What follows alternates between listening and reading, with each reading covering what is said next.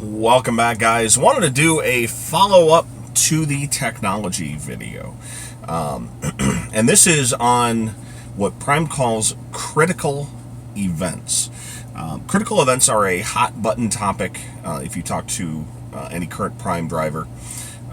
Critical events are, bottom line there, any sort of event that the computer deems as a near accident.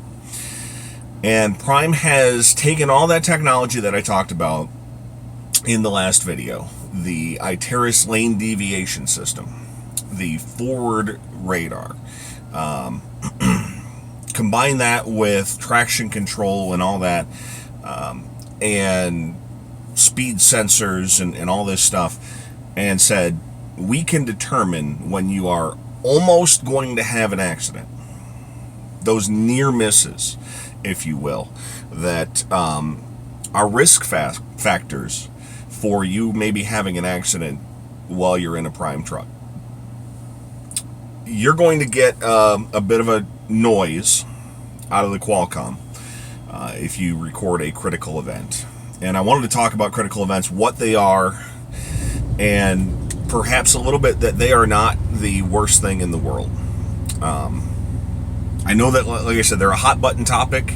Personally, if you would have asked me maybe a year and a half ago, I would have said I don't necessarily buy into them, because I got a couple of them, and I wanted to talk about that as well. So first of all, let's tell you what the 5 different kinds of critical events are that you can get in a Prime truck. The first one, and the first few are probably the most serious. They're all serious, but the first 2 or 3 here are the most serious type of critical event. The first one is a roll stability warning.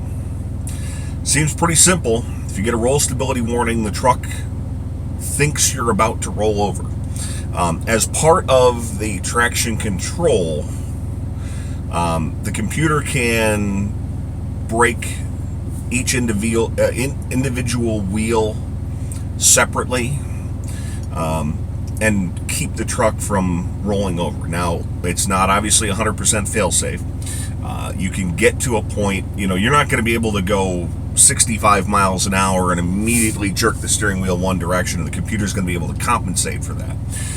So there is a limit to the amount that the computer's going to be able to compensate for. But if you are on the edge of tipping over in a truck, and you get a roll stability warning where the computer had to kick in, that means that if the computer wasn't there, you were probably going to roll the truck over.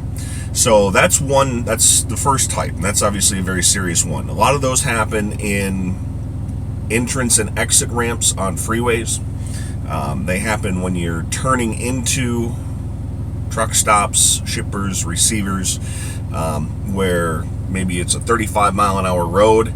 You see it opening in traffic, you don't want to slow down, and you jerk the wheel to the left, and you figure you can get into the shipper, receiver, or truck stop without having to slow down and wait for the next break in traffic. Things like that. That's where a lot of those occur. Next 2 are somewhat related. The first one is a front collision warning, and that's where the truck has to, same thing, apply the brakes. And that has to do with that forward radar. If you remember in the first video, technology video, we talked about the Bendix Wingman forward radar system, where it says ACB, anti-collision braking.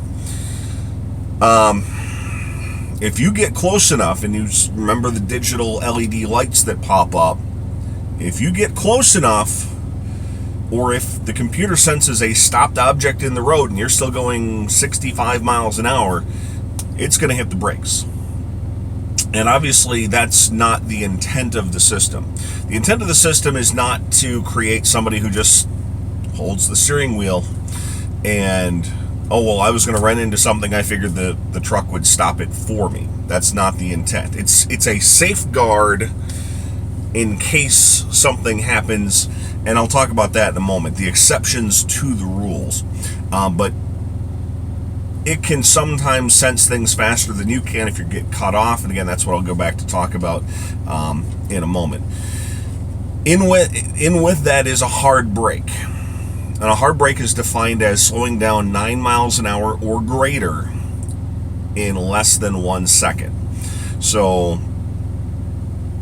another one where someone cuts you off, maybe an exception to the rule. And again, I'll go back and talk about exceptions here in just a moment.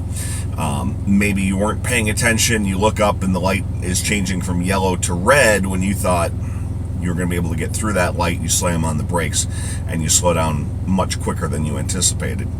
Things like that can constitute a hard brake warning. Then the last two are, I talked about the Iteris lane deviation system. It's the camera. It looks forward. This is not a dash cam. This does not record in case you get into an accident. I touched on it briefly in the last video. It looks for the yellow or white solid or straight lines or dash lines down the road.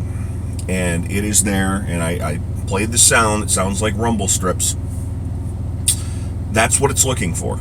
It is looking for if you're staying in between the lines. And there is a set time, and I'm not sure what it is, but I believe it's around 30 seconds, that if that continues to go off and you do not either correct your action, or I mentioned there's a button that you can hit that temporarily disables that if you're in a construction zone. Another thing, that if you hit that button multiple times, you're going to also get a critical event. And we'll go back and talk about that in just a moment as well. But lane deviation, maybe you're sleepy, and they don't want you driving when you're sleepy if you can't stay between the lines. Final thing is an overspeed warning. Prime's tires are rated, I believe, for 75 miles an hour.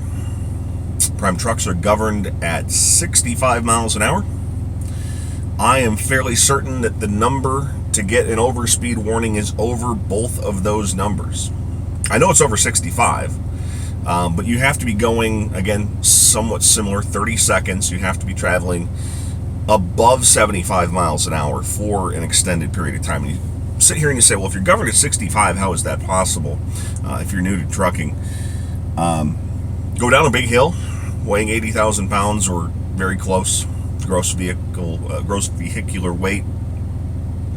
Don't have your Jake brake on or take the truck out of gear. You can coast down a hill going 85, 90, 95 miles an hour in a real hurry. Now, obviously, if your tires are not rated to go that speed, that presents a problem in and of itself. Not to mention the fact that you're probably going to have problems with your brakes, because your brakes are going to heat up because you're not going to have the ability to stop. Not to mention you can't control a vehicle that's 80,000 pounds going down a hill at 90, 100 miles an hour. So overspeed is the final. And they're all very serious, obviously. They're all very serious things. Prime takes them very seriously. And the reason Prime takes critical events seriously is they have done studies that show drivers who have a tendency to get multiple critical events have a tendency to get in accidents. So they are attempting to monitor driver behavior and correct driver behavior before you hurt yourself or you hurt someone else, whether it be trainee in the back of the truck, whether it be someone else driving down the road, whether it be yourself sitting in the seat of the truck. Now, the controversy comes in where it's seen as Big Brother, and I certainly understand that, where it's seen as, I have not had an accident, I am a safe driver, I've never had a ticket, but you've got a computer telling me I'm an unsafe driver. And like I said, I understand that to some extent as well. Here's where my experience with this will come in. First of all, there can be situations that occur that Prime will say, okay, well, we're going to kind of set that one aside. As an example, I've mentioned the Iteris lane deviation system, construction zones.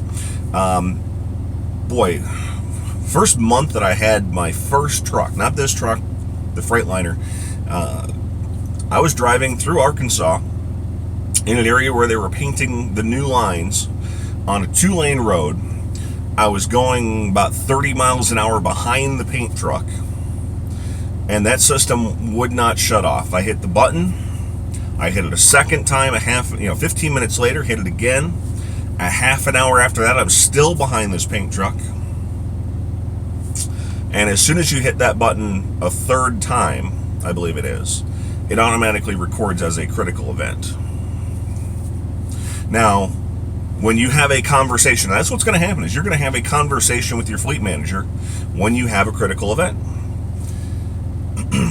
And if you explain the situation and they're able to verify this is where you were, and you say, listen, I was driving 30 miles an hour, which they can tell on their end, behind a paint truck, and they were painting stripes on the road, they're not going to say, hey, you're a dangerous driver because that's how you got a critical event. They'll kind of chalk that one up and say, okay, these things happen, they are unavoidable.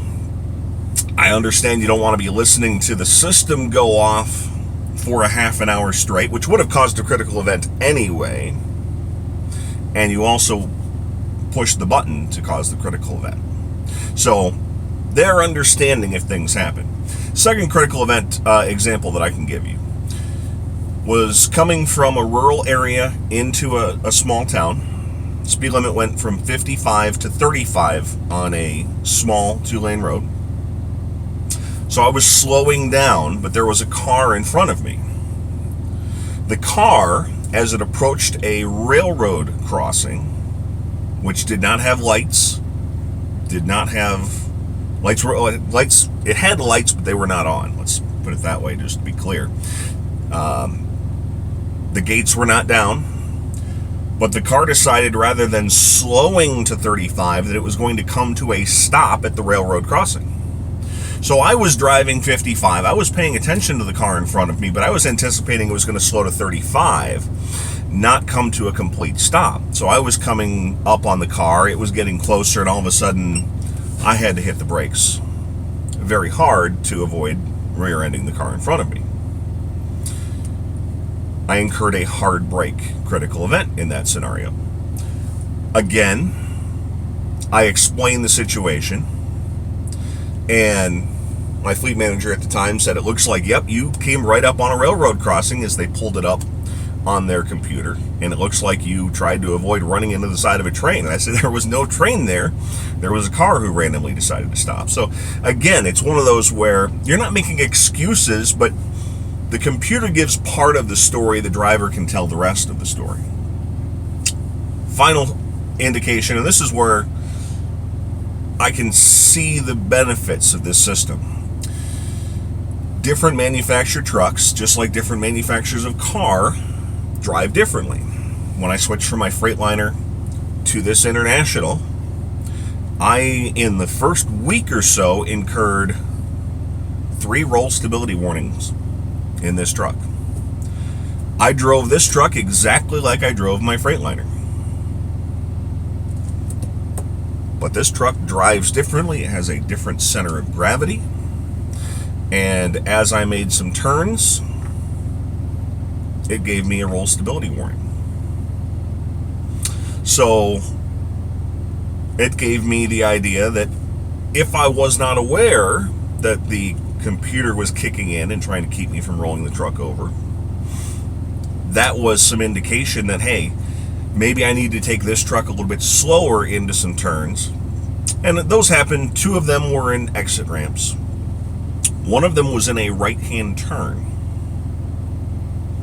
Turns that I was able to take at 15 to 20 miles an hour in the Freightliner, I was better off taking at 10 to 15 miles an hour in this truck. But again, if I just didn't have that technology, didn't have the little reminder, I would have continued to take those turns at 15 to 20 miles an hour, and maybe without the technology, I would have rolled the truck over by this time. So that's my experience with critical events. It is a very hot button topic, especially with guys who have been here since before critical events were a thing at Prime. They've been doing them for a while now, at least for the 2 years plus that I've been here. But it is something that's not going away. Prime has seen a reduction in accidents and also seen a reduction in critical events since they started this. So if you've got guys who are reducing critical events because they are learning from their behaviors. And by the way, if you get critical events, it does not mean you're going to get fired. Obviously, I mentioned I've had critical events. If you become a repeat offender in terms of critical events, typically they will route you to one of the terminals and have you retake that Prime safety class. When I started here, we did the Smith system, which I actually happen to be a big fan of. Prime developed their own. It's called Prime Safety Certified, but they will route you to a terminal and you will take that class.